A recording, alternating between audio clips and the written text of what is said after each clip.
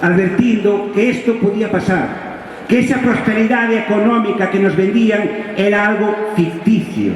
que era unha prosperidade baseada na precariedade laboral, na explotación da mocidade, e se se conseguían algúns avances,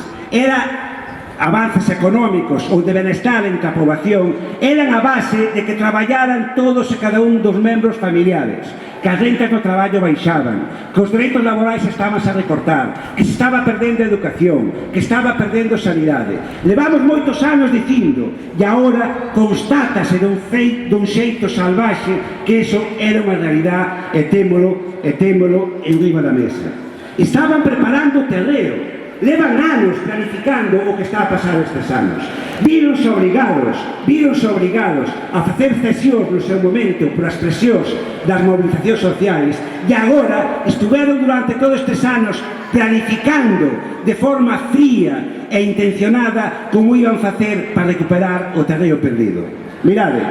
dicen as normas de estilo neste tipo de actos que a persoa que fala non se lle pode notar que estea cabreada. Eu teño que recoñecervos a todas e a todas que estou cabreado. E non é que importe moito que eu teña ou deixe de estalo, non ten maior importancia, pero dá a impresión que este cabreo que levo dentro, que